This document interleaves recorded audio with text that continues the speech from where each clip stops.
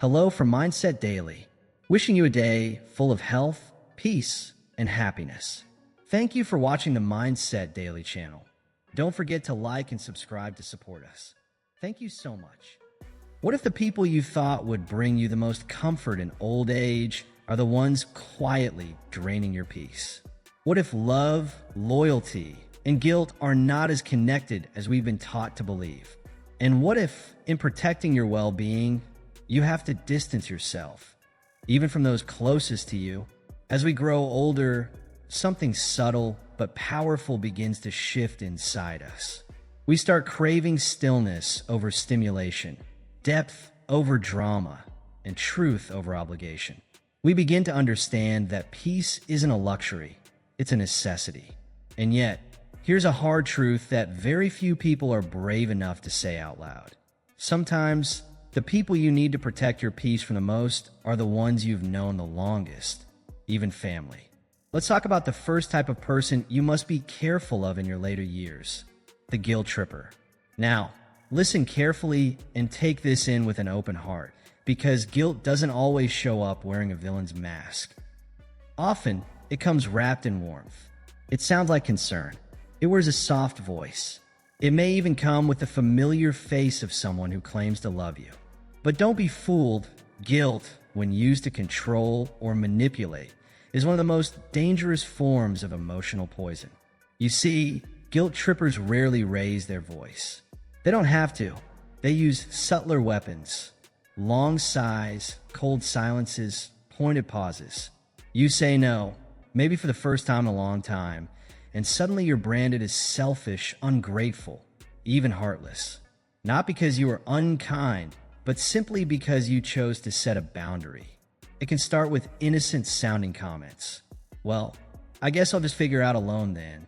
Or after everything I did for you, this is how you repay me? The words sting, not because they're true, but because they're designed to. And if you're not careful, you'll spend your golden years apologizing for simply needing rest, for choosing peace, for daring to say, "I can't do that anymore."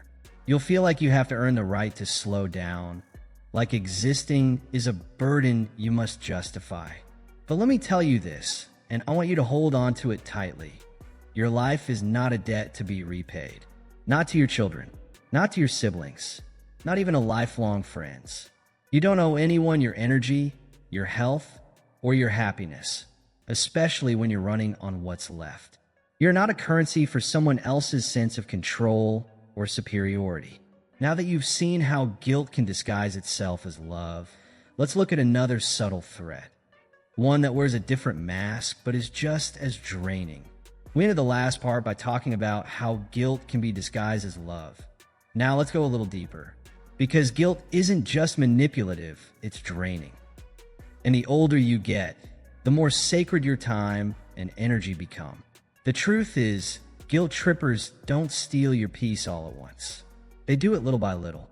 One loaded comment here, one emotional sigh there, and before you know it, you're caught in a web of invisible obligations that slowly suck the life out of you. These people are experts at using your kindness against you, pulling you into long, exhausting conversations that go nowhere, demanding your presence when you need rest, and placing you in situations where you feel responsible for their happiness while sacrificing your own. You've probably heard phrases like, "If you really loved me, you'd do this for me," or "After all I've done for you." But here's the thing, love is not about proving your worth through exhaustion. It's not about abandoning yourself to earn someone else's approval. Love isn't measured by how small you make yourself just to make someone else feel bigger. Real love doesn't shrink you. It strengthens you. It allows you to live truthfully, not tethered by emotional debt. And here's where it gets even more dangerous. The longer you stay under the influence of a guilt tripper, the more you start questioning your own reality. You ask yourself, maybe I'm being selfish, or maybe I'm not doing enough. That's how they keep control. That's how they keep you tangled in their emotional net. But true freedom? It begins the moment you recognize that emotional manipulation is still manipulation, even if it comes with a smile or from someone you've known your whole life. In this season of life, You don't have time to live under someone else's emotional shadow. You need space to reflect. You need quiet to think. You need the kind of peace that comes not from approval, but from knowing you've finally chosen yourself. You've already spent decades showing up for your children, your partner, your job, your community. You've poured yourself out more times than you can count. Now it's time to pour that care inward. This isn't about becoming cold. It's not about bitterness. It's about choosing freedom. And yes, this might sound harsh, especially in cultures where family is sacred and obligation is often mistaken for love.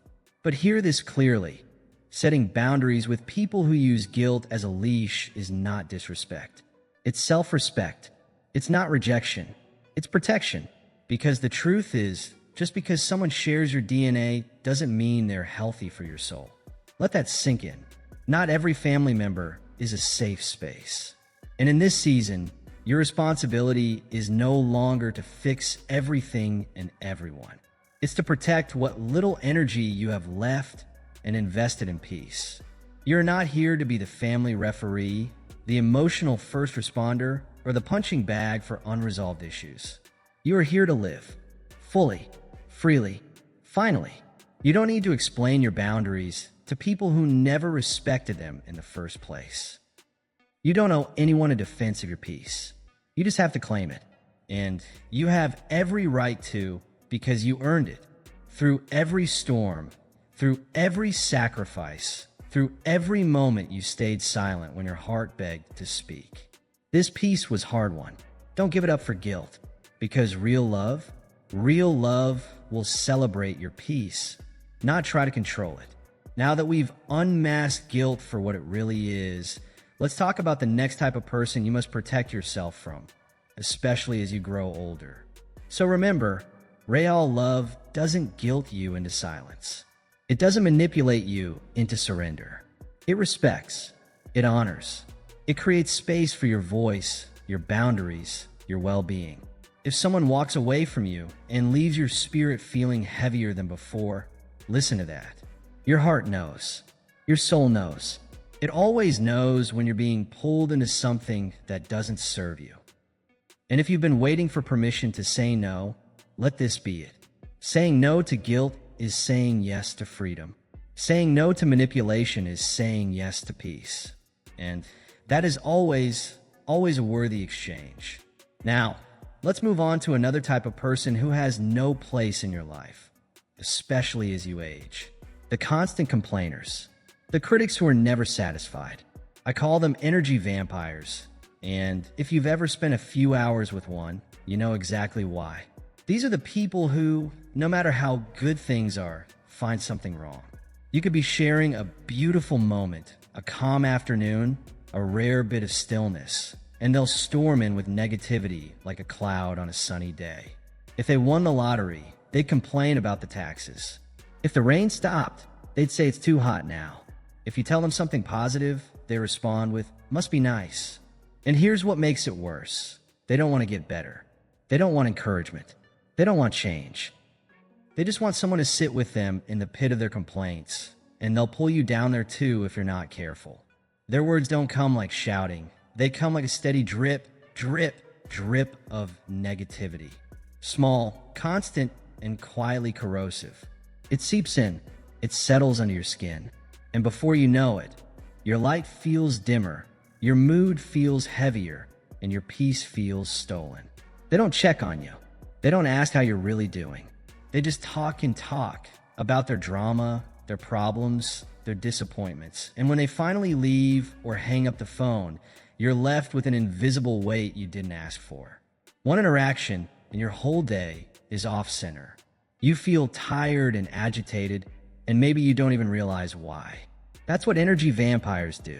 They offload their burdens onto you and walk away lighter, while you're left carrying a weight that was never yours to bear. But hear me clearly. You are not here to be anyone's emotional dumpster. You are not created to be the place where other people throw their unhealed pain. Your purpose is not to absorb every complaint, every grudge, every storm that someone else refuses to face. Especially not now. Not in this season of your life. And yes, I know, it's hard when the energy vampire is someone close to you. A friend you've known forever. A sibling who always calls. A neighbor who knocks on your door every afternoon. Maybe it's even your own child. That makes it complicated, I get it. But here's what you need to understand. Just because someone has a chapter in your life doesn't mean they get to write the ending. You're still the author of your piece. You're still in charge of how the story unfolds from here. And now, let's take a step further. Because there's another type of person you need to be cautious of. The ones who smile on the surface but mask a deeper intent. If spending time with someone consistently leaves you drained, uneasy, or questioning yourself, that's your soul trying to speak. The energy vampire doesn't always come with sharp teeth. Sometimes they come with a familiar voice, a comfortable routine, a shared history. But when all they bring is criticism, complaint, and emotional weight, it's not just okay to create distance. It's necessary. Not out of bitterness or retaliation, but out of love for your own well-being. Out of self-respect. Out of a deep knowing that your peace matters, and it must be protected. Have you ever walked away from conversation feeling smaller than when you entered it? Like your joy was just a little dimmer, your hope a little weaker? You were clear a moment ago, but now you're second-guessing. That's what emotional erosion feels like. It doesn't happen all at once. It's slow, subtle, but it's real. And if you're not aware of it, you'll start to carry their heaviness like it's your own. The truth is, some people have made misery their identity. They've lived in complaint for so long that they don't know how to function without it. They talk about what's wrong, what's unfair, what hurts, but never about what heals, what helps, or what's possible. And the real danger isn't just that they drain you. It's that they begin to reshape the way you see the world. If you let them, they'll rewire your mindset. You'll start seeing limitations instead of opportunity, pain instead of purpose, chaos instead of calm. That's why this moment in your life calls for clarity. You deserve to be surrounded by people who lift you, who speak love with their honesty, who challenge you with kindness, and who remind you that even when life gets messy, there is still so much beauty left to see, to feel, to live for. And if you look around and don't see those kinds of people, then maybe it's time to tighten your circle. Let me tell you something not everyone will admit. Peace is louder than noise. It doesn't shout, it doesn't demand attention. But when it's missing, its absence echoes in your spirit. You feel it in your mind when you can't focus. You feel in your body when you're tired for no reason. You feel in your heart when everything feels heavier than it should. Protecting your peace is not selfish, it's survival. And protecting your energy means taking a good, hard look at the people who treat your presence like a dumping ground for their dysfunction. You're not obligated to pick up every call. You're not required to respond to every complaint. You're not responsible for carrying burdens that others refuse to release. It is not cruel to protect your space. It is wise. And now, let's talk about the third type of person to avoid in your later years. The one who wraps manipulation in sweetness. The flatterer with hidden motives. When you finally step into the season of life where peace becomes your priority, something inside you shifts. You begin to realize that it is not rude, not selfish, not cold to say, "I love you, but I can't carry this with you today." That is not rejection. That's wisdom. That's maturity. That's emotional self-preservation. There comes a time when you stop apologizing for needing quiet. When you no longer feel the need to justify why you'd rather sit in stillness than sit in chaos.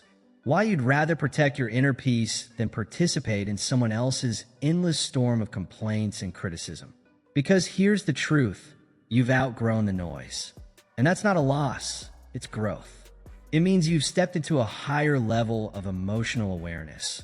One where you finally understand that your energy is not unlimited and it must be spent wisely. You've carried burdens for years, sometimes for decades. You've been the helper, the problem solver, the steady rock in the storm. But now Now is the time to guard your energy like the treasure it is. Not because you don't care, but because you've finally learned that caring for others does not require abandoning yourself. So when the chronic complainers come around, when the critics try to bait you back into old habits of overgiving and under-receiving, take a deep breath and remember this moment. You don't owe anyone your exhaustion. Now let's talk about something even more personal, something that cuts a little deeper. The kind of people who only show up when they need something. You know the type. The ones who treat your relationship like a convenience store, dropping by when they're running low, grabbing what they need, and then vanishing without a trace. Let's be clear. This isn't about being unwilling to help. This is about recognizing when help turns into a pattern of one-way giving. When love begins to feel like a transaction. When your presence only seems to matter when there's something to be gained from it. You've seen it. Maybe they only call when their car breaks down. When rent is due. When life falls apart and you've always been the one to put the pieces back together. They show up just long enough to borrow your time, your money, your peace, and then disappear again without a thank you, let alone a how are you. And still, you give them the benefit of the doubt. Because that's who you are. You remember the good times. You hold on to hope that one day, they'll come back simply to be with you, not to take from you. But over time, life has a way of revealing the truth. And the truth is this. Some people will never show up unless there's something in it for them. They never intended to pour back into you. They only intended to refill from you. And that kind of relationship, no matter how long it's lasted, no matter how deep the history goes, is not love. Next, let's talk about the fourth type of person to avoid. Those who hide control behind help.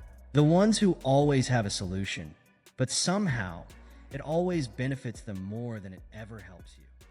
We just talked about people who only show up when they need something, but let's take that a step further. Because what often looks like love on the surface is really just convenience in disguise. It's not connection. It's not care. It's dependence. And if you're not careful, it will leave you emotionally drained, empty in ways that are hard to explain. One of the most painful lessons you'll face as you get older is this. Being needed is not the same as being loved. Let me say that again, slowly, because it needs to land. Being needed is not the same as being loved. Some people don't keep you in their life because they value you. They keep you because you're easy, because you don't say no, because your heart is generous, your boundaries are soft, and your compassion makes you predictable. And every time they show up, they take a little more. Not just money, not just time, something deeper. They chip away at your peace. They drain your emotional well-being. They test your patience and leave you emptier than when they arrived. And here's the tricky part.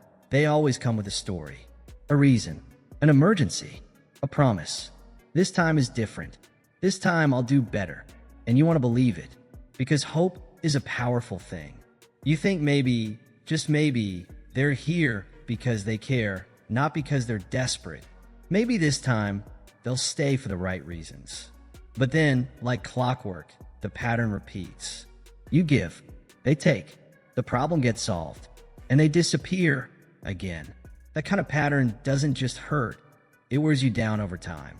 It's not a sudden break. It's slow erosion, quiet depletion, until one day you realize you start to feel guilty just for protecting your own time. You question your boundaries. You ask yourself, am I being too harsh? But deep down, in your gut, you already know the truth. You're being used, and it hurts. There's a certain kind of silence that follows someone taking from you. A silence that stings. Not because you missed the person, but because you're finally seeing that they were never there for you. They were there for what you could give. That silence teaches you something if you're willing to listen. You deserve more than being someone's backup plan, more than being their emotional safety net. You deserve people who show up not just when it's convenient, but when it's inconvenient. People who pour into you consistently, with presence, with sincerity, with truth. And yes, I know, it's hard to walk away from people you've given so much to. It's painful to say no to someone you've prayed for, shared meals with, even raised or helped raise. It's not easy, but here's the question you have to ask yourself. What is this relationship really costing me? Not just money, but time, emotional bandwidth, spiritual peace. Is it building you, or is it quietly breaking you? Now, let's turn to another dangerous pattern. One that's just as harmful, but often hides behind good intentions. Let's talk about the people who disguise control as help. We just explored the emotional toll of being used and undervalued. But now comes the moment of clarity. The questions you must begin to ask yourself honestly. Am I being left drained every time this person comes around? Am I being respected for who I am, or only for what I offer? Am I being truly seen or merely used? And when you begin to answer those questions truthfully, don't be surprised by what happens next. The very people who once depended on your giving heart will suddenly label you as selfish the moment you stop serving their needs. That's their tactic. That's how they keep the cycle spinning. As long as they can guilt you, they can keep using you.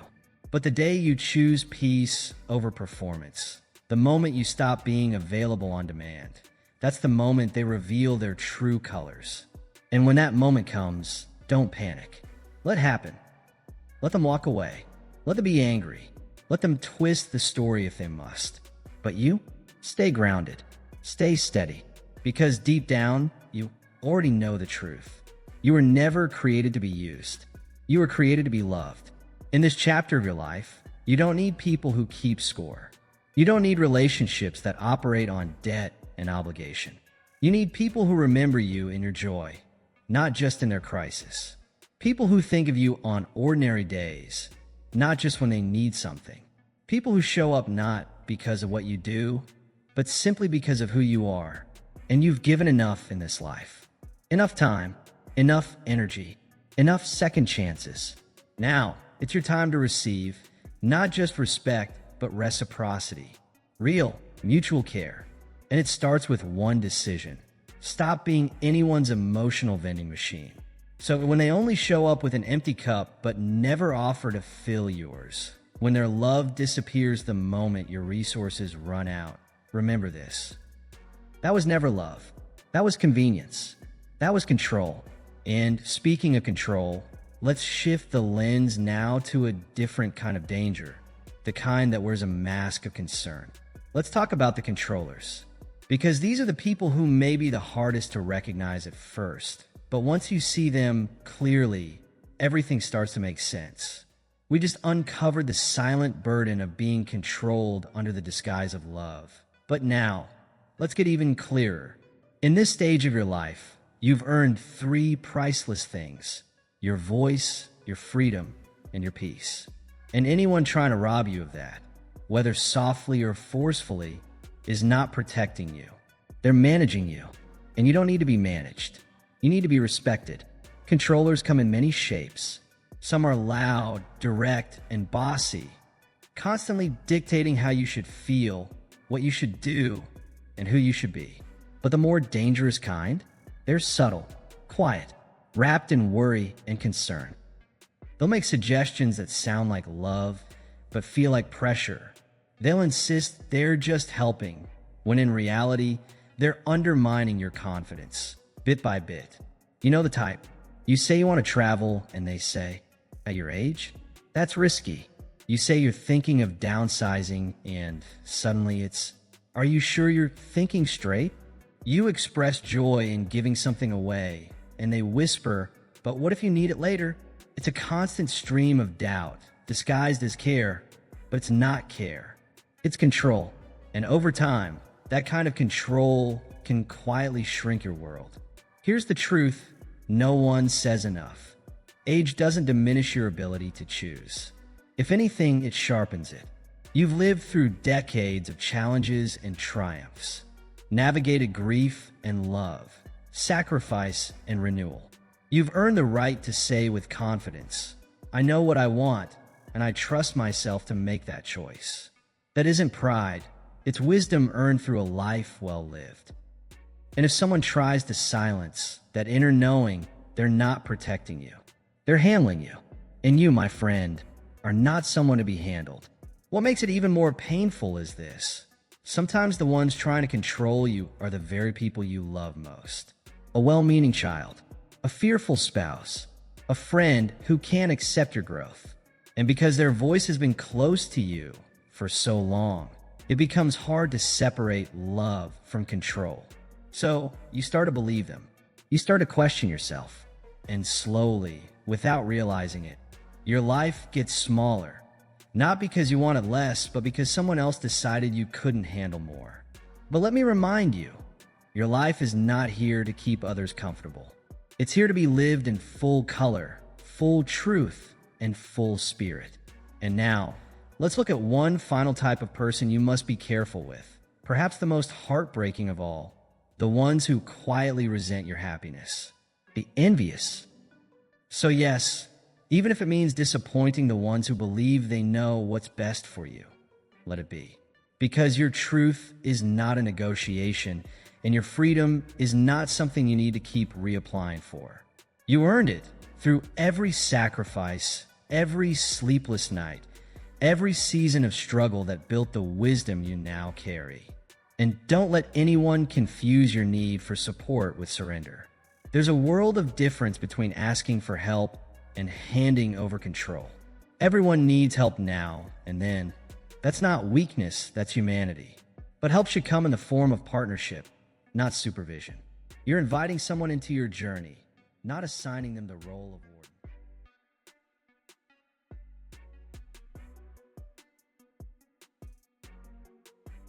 Yet the moment you begin asserting that boundary, the patrollers, the ones who always mean well, start acting offended. You've heard it before. I'm just looking out for you. But let's be clear. There's a difference between looking out for someone and trying to run their life. One comes from love. The other? Fear. And fear makes people want to control what they don't understand.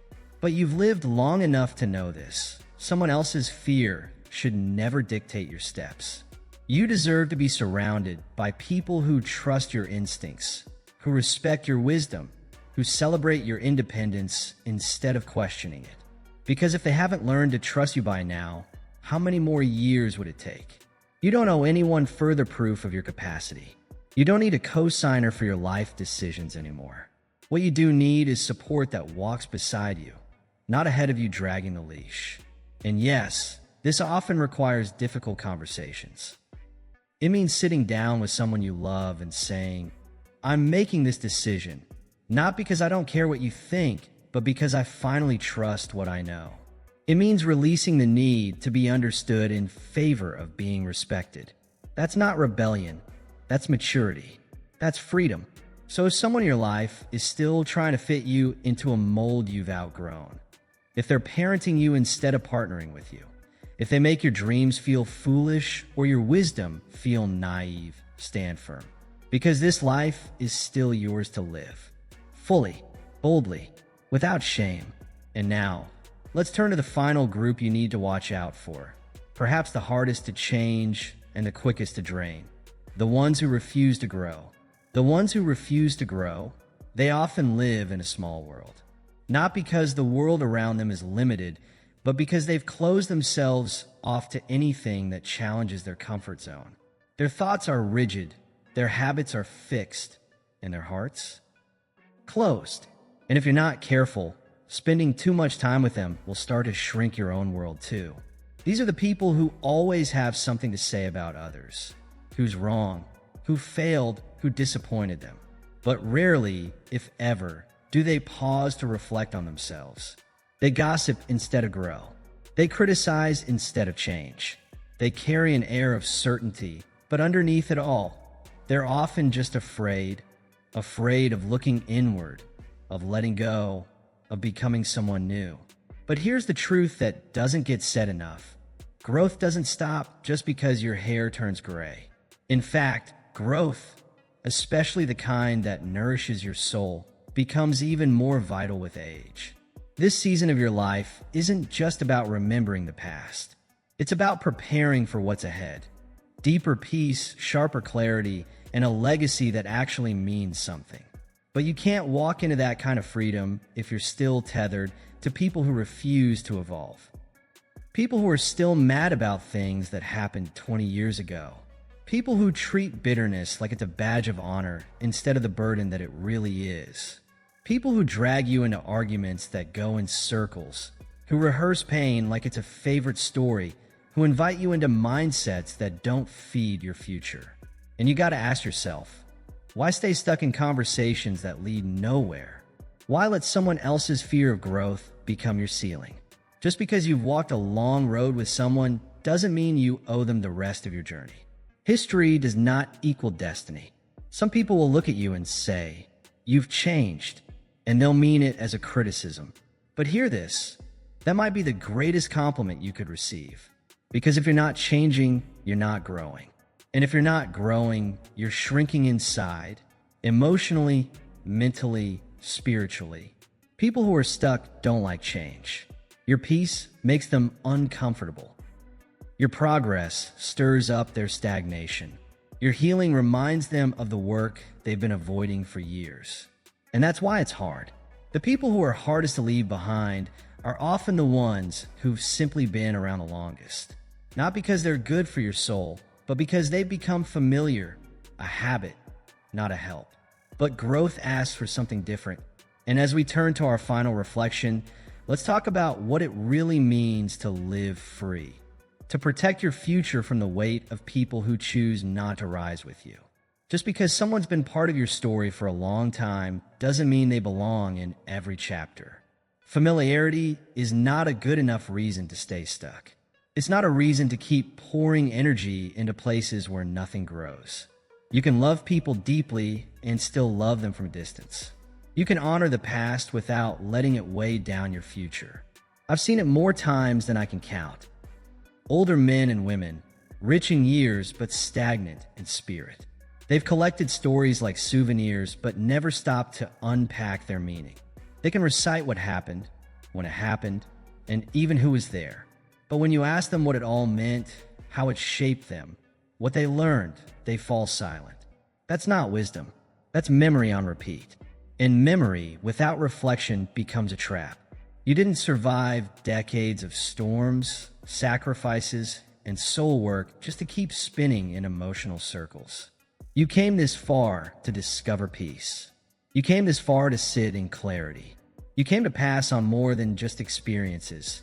You came to pass on wisdom, truth, and light. But that kind of peace can't bloom in the soil of unhealed hearts. You can't plant seeds of legacy while still dragging the emotional weight of people who refuse to reflect, who refuse to change, who refuse to grow. Their unresolved chaos will bleed into your calm. Their bitterness will become your burden. And without realizing it, you'll start tending to dead soil, watering relationships that were never meant to bloom again. Let me speak something gently but firmly. Some people are not interested in becoming better. They are only interested in being right. And the longer you try to convince them to change, the more of your own peace you'll lose. That's not your job. That's not your purpose. You are not called to carry fully grown adults through healing they refuse to pursue. You are not built to fix people who won't even admit they're broken. Your calling now is different. It's sacred. It's about walking in peace, growing deeper in spirit, and being surrounded by others who are on that same journey. Seek out people who are still curious, not just critical. People who ask questions, not just give answers. People who lean toward healing, not those who anchor themselves in pain. And when you find those people, everything changes. The heaviness lifts. The air clears. You feel your soul expand again, because growth always brings space while stagnation slowly suffocates. You deserve relationships that feel like fresh air, conversations that stretch your mind and warm your heart. You deserve connections that challenge you in love, not manipulate you in fear. And if that means your circle gets smaller, let it. A small circle full of truth, growth, and grace is more nourishing than a large one filled with noise, numbness, and denial. So the next time you find yourself sitting across from someone who's still clinging to old grudges, still rehearsing the same blame from decades ago, still refusing to evolve. Pause and remember this. You're not meant to stay in places your soul has outgrown. Now, let's talk about the kind of people who do belong in your life. Those who bring light, depth, and renewal into your later years. After all, when you've spent years growing, healing, and letting go of what no longer serves you, the next most powerful choice is deciding what still deserves space in your life. And in this sacred season of reflection, there's one more kind of person you must be cautious of, perhaps more than any other. It's the ones who mock your faith, not those who simply believe differently, but the ones who actively belittle the very thing that carried you through your darkest nights. The ones who roll their eyes when you mention God, who laugh when you speak a prayer, who call your convictions outdated, foolish, or childish. These are not harmless opinions. These are sharp arrows aimed at the very foundation that kept you standing when life tried to break you. Because let's be honest, faith didn't make you weak. It made you resilient. It held you steady when people walked away. It gave you strength when your body was tired and your heart was shattered. It gave you hope when all you had left was a whisper, keep going. So when someone comes into your life and mocks that sacred part of you, hear me clearly. You're under no obligation to keep them close. Especially not now. This stage of life is different. The questions become more profound. The conversations shift. You start reflecting on legacy, eternity, purpose, not just plans. You're not chasing noise. You're seeking peace. And in that space, you need people who honor what matters to your soul. People who may not believe exactly what you do, but who still respect the depth of your conviction. But some people, especially those hardened by cynicism, cannot stand what they don't understand. Their sarcasm is a shield. Their laughter is discomfort in disguise. They will mock what you hold sacred simply because it reminds them of what they've lost or never had. They'll make you feel silly for praying. They'll make you second-guess your quiet moments of worship. And if you let them too close, their noise might begin to dull your flame. Not because they're right, but because repetition has a way of planting doubt. Don't let it. Don't let their disbelief become your burden. Don't let their scoffing become the echo in your mind. You've walked too far with faith to trade it now for their approval. Because faith is not fragile. Faith is not naive. Faith is fire. It's been the light that kept burning through every storm, and it will guide you through what's still ahead. And in the next part, we'll talk about why protecting that light, especially now, is one of the greatest acts of wisdom you can choose. That fire of faith we spoke about, it's not just symbolic. It's real. It's what kept you standing when the ground gave way beneath you. It's what held your family when everything else fell apart. It's what brought healing to your soul again and again. Faith didn't make you blind to reality. It made you strong enough to face it. It grounded you. It made you wise in ways no book ever could. And yet, there are people, sometimes the ones closest to us, who can't or won't see that. Maybe it's a lifelong friend who slowly grew distant, colder, more cynical. Maybe it's a sibling who rolls their eyes when you mention God. Or even your own child, who now thinks they're too enlightened, too modern, too intelligent to believe in what they dismiss as old stories. You still love them. Of course you do. You always will. But love does not mean surrendering the sacred. Just because you love someone doesn't mean you have to sit quietly while they mock what means the most to you. This isn't about proving anything. This isn't about preaching or arguing or try and win a debate. It's about protecting the soil of your soul. Because you fought too hard for this peace. You wept for it. You sacrificed for it. And no one has the right to trample it just because they don't understand it. You don't owe anyone an explanation for your faith. Not your neighbor, not your boss, not even your family. Because they didn't walk through your storms. They didn't cry your tears. They didn't feel the hand of God holding you in moments you thought you wouldn't make it. They didn't see the grace that came when you least deserved it. And no matter how educated, successful, or logical someone claims to be, if they haven't walked through your valley, They don't get to laugh at your light. Yes, you can love them from a distance. Yes, you can pray for them. But no, you don't have to give them access to your peace. You don't have to let their sarcasm become seeds of shame in your spirit. That is not love. That is spiritual warfare disguised as small talk. And don't be fooled. It's not always what they say out loud. Sometimes it's just a look, a smirk, an energy that enters the room and subtly, silently chips away at your reverence. But you've come too far to let that happen. You deserve better. You deserve people who may not share your exact walk of faith, but still respect it. People who sit beside you with reverence, not condescension. People who hold space, not judgment.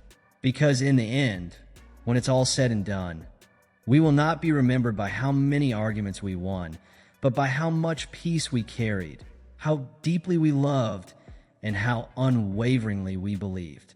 So tonight, when you lay your head down, may your heart be still, not because life is perfect, but because your soul is anchored, because you chose peace over approval, because you chose reverence over ridicule, because you held your faith even when the world rolled its eyes. And remember this, when mockers come with their questions, their doubt, or their silence, you don't need agreement to walk with God. You just need the quiet courage to guard your faith like the treasure it is. Until next time, stay strong, stay grounded, and stay faithful. Wishing you peace, strength, and joy always. And if this message spoke to your heart, don't forget to like, share, and subscribe to the channel. More is coming.